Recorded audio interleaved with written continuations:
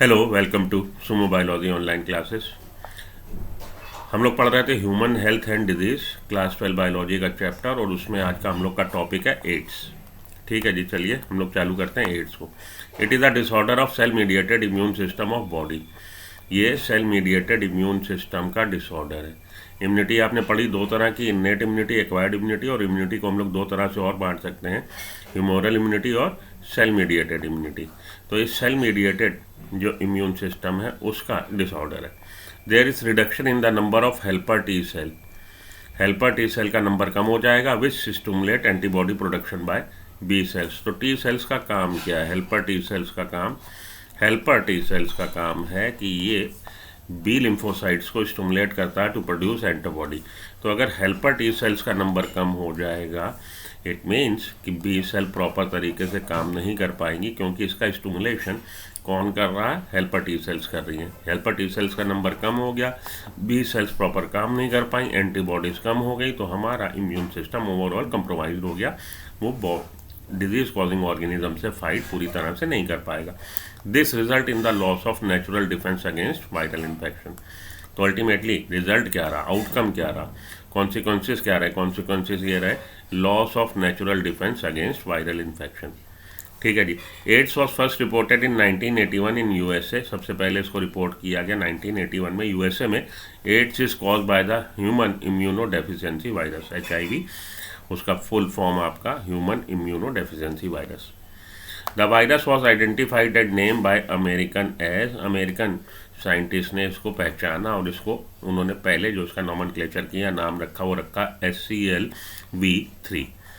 SCL stands for human cell leukemia, V virus 3, human cell leukemia virus 3. But as started earlier, the name of the virus was changed to HIV। बाद में इसका नाम change कर दिया गया, human immuno deficiency virus कर दिया गया। ठीक है जी। तो ये लाइन आपकी NCERT में है नहीं, चाहे तो यहाँ से आप नोट कर लीजिए, वैसे पूछा नहीं जाएगा आपके नीट में। HIV is a retrovirus that attack helper T sales. HIV एक तरह का रिट्रोवायरस है। रिट्रोवायरस वो वायरसेस होते हैं जिनमें रिवर्स ट्रांसक्रिप्टेज एंजाइम मिलेगा। जिन वायरसेस में रिवर्स ट्रांसक्रिप्टेज एंजाइम मिलता है उनको हम लोग रिट्रोवायरस की कैटेगरी में रखते हैं। ठीक है जी। तो ये HIV जो है रिट्रोवायरस है, रिवर्स ट्रांसक्रिप्टेज एंजाइम इसमें होता है। आगे चलता हूँ। Transmission of HIV infection generally occurs. Transmission इसका कैसे होगा? Sexual contact with infected person, sexual contact से हो सकता है इन्फेक्टेड पर्सन के साथ। By transfusion of contaminated blood and blood products. गलत ब्लड डोनर से अगर आपने ब्लड लिया और वो ब्लड डोनर ऑलरेडी एड्स से प्रभावित है, तो ये बीमारी फैल सकती है। बाय ट्रांसफ्यूजन ऑफ कॉन्टामिनेटेड, संक्रमित रुधिर अगर आप चढ़वा लें तो ये फैल सकता है। By sharing infected needles as in case of intravenous drug abuser. तो इंट्रावीनस ड्रग एब्यूज़र जो ड्रग लेते हैं, इंट्रावीनस इंजेक्शन लेते हैं, और वो निडल अगर एड्स का पेशेंट है, HIV का पेशेंट है, और किसी दूसरे हेल्दी पर्सन ने उसी निडल से ड्रग ली, तो ये वायरस से इन्फेक्शन हो सकता है। From infected mother to her child through placenta. Mother से चाइल्ड में भी जा सकता है, प्लासेंटा बैरियर को क्रॉस कर सकता है HIV। It is important to note that HIV और AIDS is not spread by mere touch और फिजिकल कॉन्टैक्ट। फिजिकल कॉन्टैक्ट या हैंड शेकिंग से, या बेड शेयर करने से, या टॉवल शेयर करने से ये स्प्रेड नहीं होता। It spreads only through body fluids. केवल इसका जो ट्रांसफ्यूजन है, जो ट्रांसमिशन है वो बॉडी फ्लूइड से हो रहा। ठीक है जी। Action of AIDS virus after getting into the body of person, the virus enters the macrophages. ये लाइन इंपॉर्टेंट है, यहीं से आपका क्वेश्चन हर बार आता है कि जब इन्फेक्शन वायरस एंटर हो गया किसी की बॉडी में, सबसे पहले क्या करेगा? मैक्रोफेजेस को इफेक्ट करेगा। Where RNA genome of the virus replicate to form viral DNA। अब इसमें जो जीनोम है वो RNA है। ये RNA जीनोम रेप्लिकेट, RNA पे जब DNA बनता है तो उसको हम लोग क्या कहते हैं? Reverse transcription. DNA के स्ट्रैंड पे जब RNA बनता है तो उस प्रोसेस को हम लोग बोलते हैं ट्रांसक्रिप्शन। जब RNA पे DNA बनता है उसको हम लोग बोलते हैं रिवर्स ट्रांसक्रिप्शन। और रिवर्स ट्रांसक्रिप्शन में एंजाइम चाहिए रिवर्स ट्रांसक्रिप्टेज। इसमें रिवर्स ट्रांसक्रिप्टेज एंजाइम है, ये देखिए रिवर्स ट्रांसक्रिप्टेज। और रिवर्स ट्रांसक्रिप्टेज के दो मॉलिक्यूल होते हैं, ये बात भी आपसे एक बार DPMT में और एम्स में पूछी जा चुकी है। रिवर्स ट्रांसक्रिप्टेज के 2 मॉलिक्यूल होते हैं। अच्छा, ये जो ग्लाइकोप्रोटीन्स हैं, ये देखिए यहाँ पे ग्लाइकोप्रोटीन्स, ये GP 120 glycoprotein, glycoprotein 41, 17 P protein और 24। अब इन सब की डिटेल आप डिस्क्रिप्शन ना पढ़िएगा। अगर आप एलन वगैरह के नोट्स या आकाश वगैरह के आप ये टॉपिक कवर करोगे तो उसमें काफ़ी डिटेल में बताया गया है, जो कि आपको ज़रूरत नहीं है। आपको याद ये रखना है कि भैया इसमें आपको क्या मिल रहा है, रिवर्स ट्रांसक्रिप्टेज एंजाइम के 2 मॉलिक्यूल मिल रहे हैं, ये बात याद रखनी है। और आपने याद रखना है कि सिंगल स्ट्रैंड आरएनए होता है। ये सिंगल स्ट्रैंड आरएनए है, जो एक स्ट्रैंड जो टूट गया है और इसलिए इसके 2 मॉलिक्यूल दिख रहे हैं। तो SSRNA है इसका जीनोम, जेनेटिक मटेरियल। ये बात आपने ध्यान में रखनी है। मोटा माटी जो आपसे बातें पूछी जाती हैं कि इससे आपसे पूछा जाएगा कि इसका जेनेटिक मटेरियल क्या है, सिंगल स्ट्रैंड आरएनए है, ये बात आपने ध्यान में रखनी है।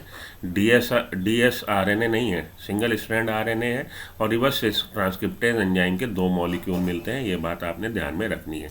उसके अलावा एक GP 120, GP 41, P17, P24, ये सब बातें आप ध्यान में रखने की कोशिश ना करिएगा, कोई ज़रूरत नहीं है, पूछा नहीं जाता।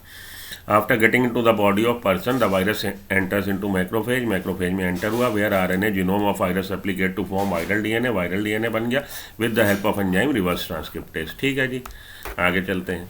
The viral DNA gets incorporated to host cell DNA. अब वायरल डीएनए, आरएनए जो था वायरस का, उस पर बन गया डीएनए वायरस का। अब ये जो वायरल डीएनए है ये होस्ट सेल के डीएनए के साथ इनकॉर्पोरेट हो गया, सम्मिलित हो गया, and directs the infected cells, और जो इन्फेक्टेड सेल्स हैं मैक्रोफेजेस है, टू प्रोड्यूस वायरस पार्टिकल, और उससे अपने काम कराने लगा, उसने सत्ता कब्जिया ली। The macrophage continue to produce virus. अब मैक्रोफेज क्या करेंगे, क्योंकि मैक्रोफेज ये जो हमारी बॉडी की सेल है उसके डीएनए के साथ क्या जुड़ गया है, वायरल डीएनए, और वायरल डीएनए अब डिक्टेट कर रहा, अपने टर्म कंडीशन उससे करवा रहा, वायरस के पार्टिकल्स पूरा वायरस बनवा के हमें मतलब बनवा रहा, and in this way act as a HIV factory. तो वो HIV फैक्ट्री की तरह काम वो क्या करने लगी, मैक्रोफेज हमारा काम छोड़ के वायरस के दिशा निर्देश के अनुसार काम करने लगी, और एक तरह से वायरस जनरेट करने की फैक्ट्री बन गई। HIV enters into the helper T lymphocytes. अब वो हेल्पर टी लिम्फोसाइट्स में एंटर हुआ। तो ये फ्लो चार्ट याद रखिएगा कि सबसे पहले HIV जब आया बॉडी में, मैक्रोफेजेस को उसने अपने कंट्रोल में लिया, मैक्रोफेजेस को कंट्रोल में लेने के बाद वायरस के और पार्टिकल बनवाए, और अल्टीमेटली फिर वो हेल्पर टी सेल को अब वो इफेक्ट करने लगा, enters into the helper T sales, replicate, वहाँ जाके उसने रेप्लिका अपनी बनाई, अपनी प्रतिलिपि बनाई, एंड प्रोड्यूसेस प्रोजीनी वायरस, और वहाँ पे भी प्रोजीनी वायरस बनवाए। The progeny virus release in the body attack other. अब ये प्रोजीनी वायरस कहाँ पे रिलीज हुए, कहाँ पे, ब्लड स्ट्रीम में, और ब्लड स्ट्रीम से अदर टी लिम्फोसाइट्स में, हेल्पर टी लिम्फोसाइट्स में एंटर हो गए। दिस कीप ऑन रिपीटिंग, ये साइकिल चल रहा है, leading to decrease in the number of helper T cells. Helper T cells कम हो गई in the body of infected person. Helper T cells कम होने से टी सेल्स का काम क्या था, बी सेल्स को स्टिमुलेट कर रही थी to produce antibody. B cells stimulate नहीं होंगी, एंटीबॉडी प्रोड्यूस नहीं होगी, और अल्टीमेटली हमारा जो इम्यून सिस्टम है वो लो प्रोफाइल का हो गया, अब उसने काम करना बंद कर दिया।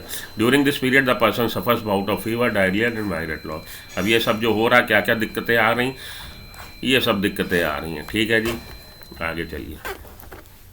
Prevention of virus AIDS, people should be educated, people को एजुकेट करना। एवरी ईयर December 1 को हम लोग एड्स डे के रूप में मनाते हैं, याद रख लीजिएगा, लिख लीजिएगा, लिखा नहीं है आपकी बुक में। It is one of the method to educate peoples about AIDS, making blood safe from HIV, insuring the use of disposable needle. हम ये सब कर सकते हैं, ब्लड ट्रांसफ्यूजन में ब्लड को अच्छे तरह से चेक करके लें, डिस्पोजेबल सीरिंज को इस्तेमाल करें। In our country the national AIDS control organism NACO and other non governmental organization doing a lot to educate people about virus. तो ये इसका फुल फॉर्म याद रखिएगा, नेशनल एड्स कंट्रोल ऑर्गेनाइजेशन। हमारी इंडिया में ये नेशनल एड्स कंट्रोल ऑर्गेनाइजेशन काम कर रहे हैं, साथ में डिफरेंट NGO काम कर रहे हैं टू कंट्रोल पीपल को एजुकेट करने के लिए, इसके लिए। जेनेटिक मटेरियल HIV का क्या है, single strand RNA, single strand RNA genetic material है, ये मैंने जैसे कि बात करी। आगे चलता हूँ मैं, 1-2 क्वेश्चन और लगाऊँ फिर छुट्टी करूँ। एड्स इज कॉज बाय, इसका ट्रांसमिशन हो रहा है, किस तरह से नहीं होगा, शेकिंग हैंड से नहीं होता, मियर टच से नहीं होता। आगे चलिए। Which of the following is not a cause, हो चुकी बात, नॉट अ कॉज। आगे चलिए, हाँ यहाँ पे आ जाइए, ये क्वेश्चन इंपॉर्टेंट है, इसका आंसर है 5 to 10 year. Okay, that's it, thank you.